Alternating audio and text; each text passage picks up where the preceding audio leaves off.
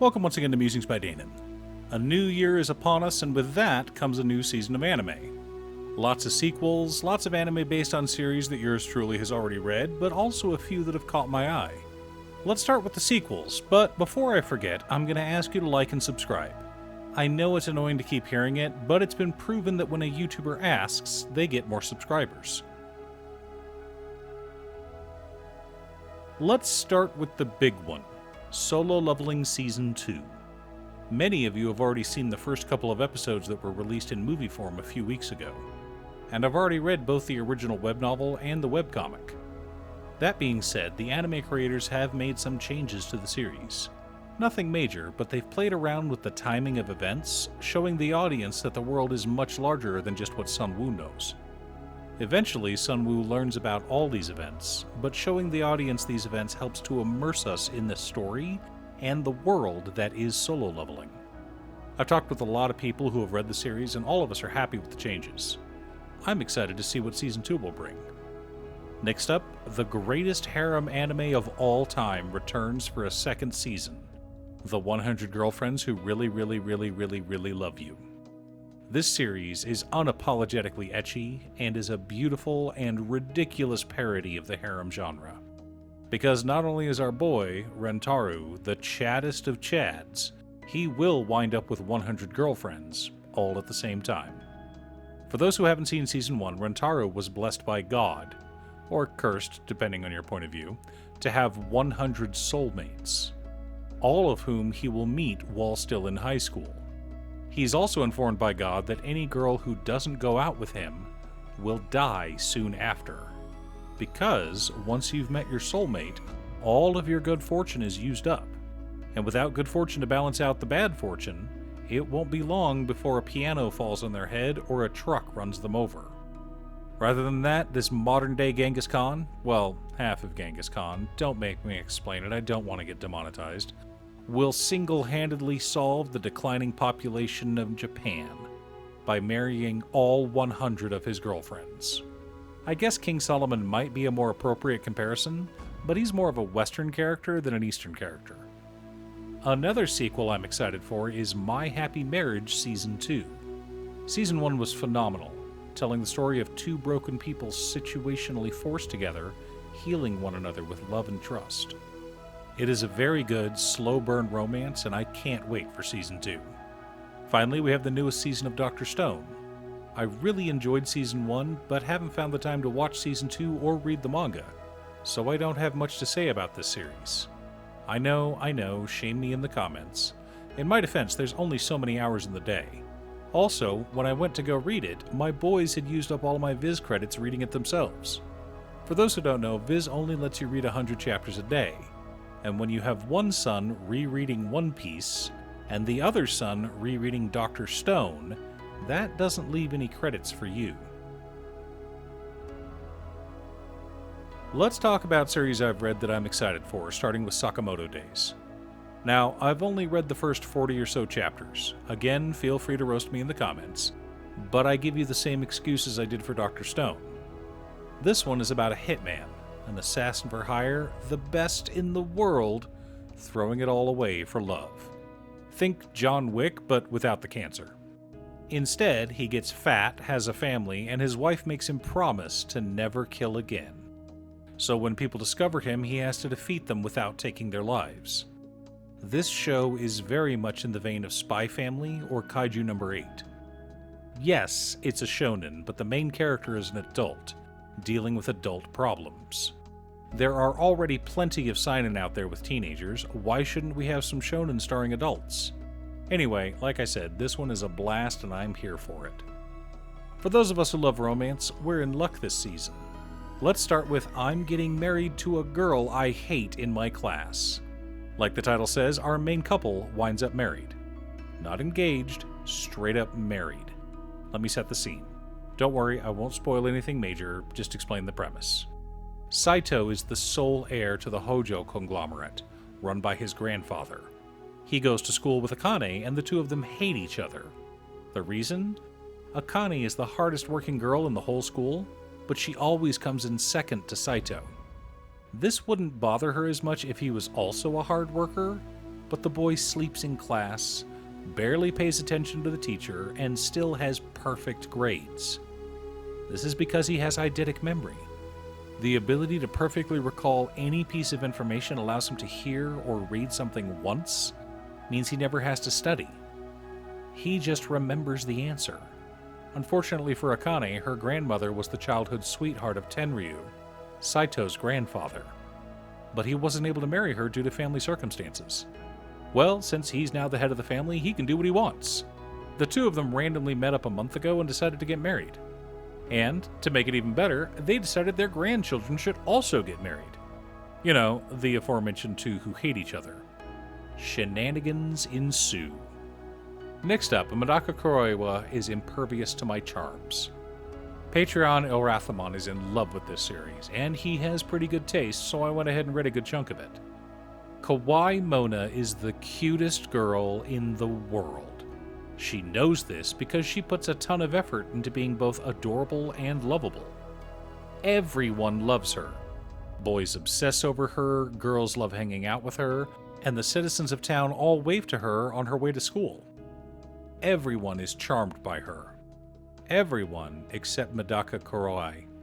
If only that bastard would look at me. What we have here is the story of an unstoppable force throwing herself against an immovable object. This is a slow burn that takes our main girl many, many chapters before she realizes she's fallen in love. We also have one of my favorite office romances, Can You Keep a Secret? Mitsuya and Tateshi are dokis, co-workers who were hired at the same time as opposed to senpai-kohai. And it was hate at first sight. Mitsuya is outgoing and joins the marketing department. Meanwhile, Tateshi is meticulous and an introvert and joins the accounting department. They clash regularly, mostly over her filling out expense reports incorrectly. One night, after they've both had a few drinks at a company event, they get to talking. They realize they aren't really that different after all and start dating.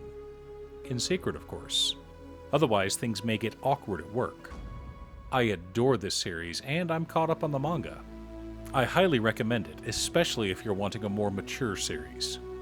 If you liked 365 Days Till the Wedding or My Senpai is Annoying, you'll like this one as well. Time to move on to fantasy and isekai.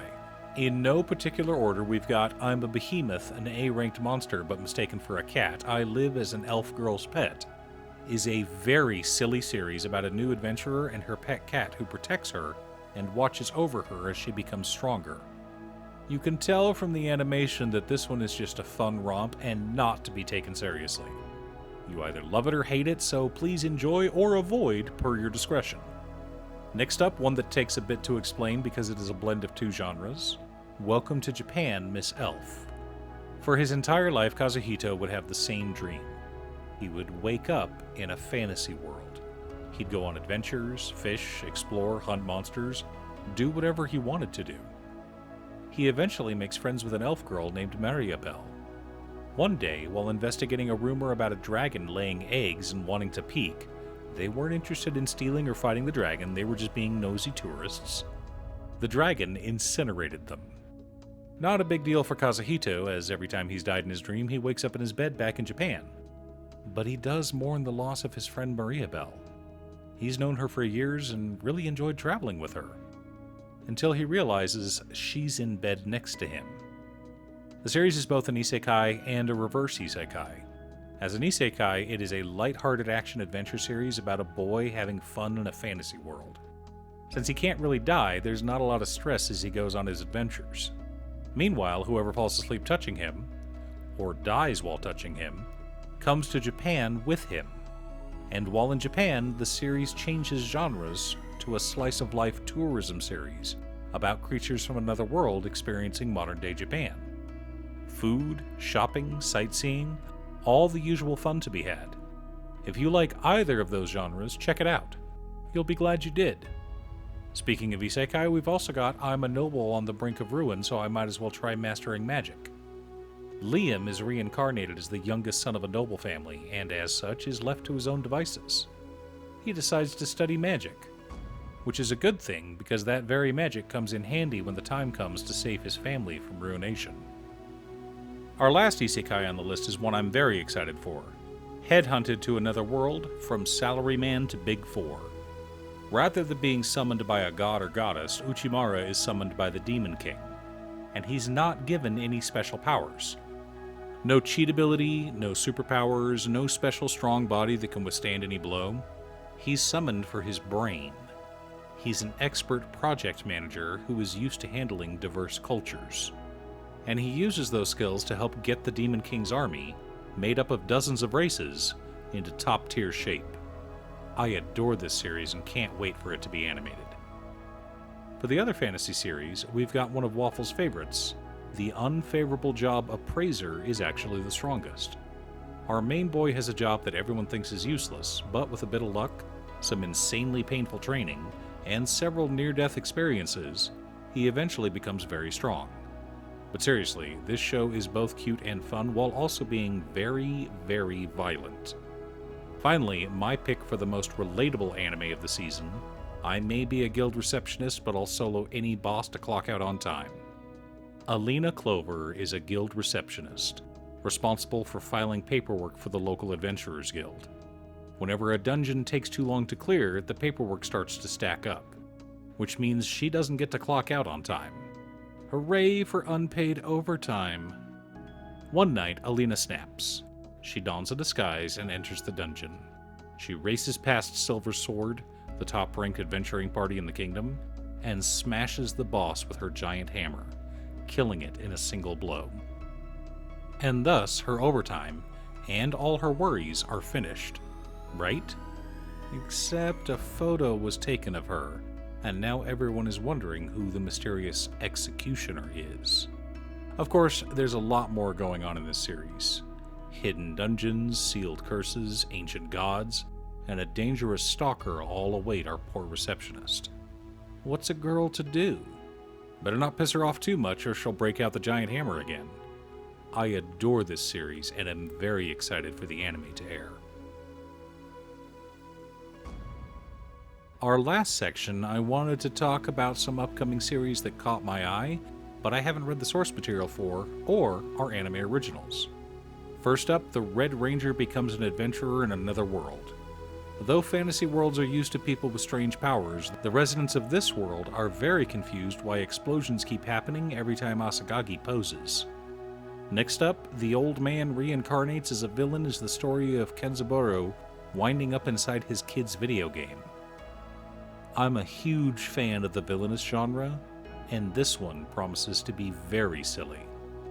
Finally, one I'm very interested in is Zenshu, an anime original by MAPPA about a young up-and-coming animator who absolutely crushes her first project. So they give her another project, a romance.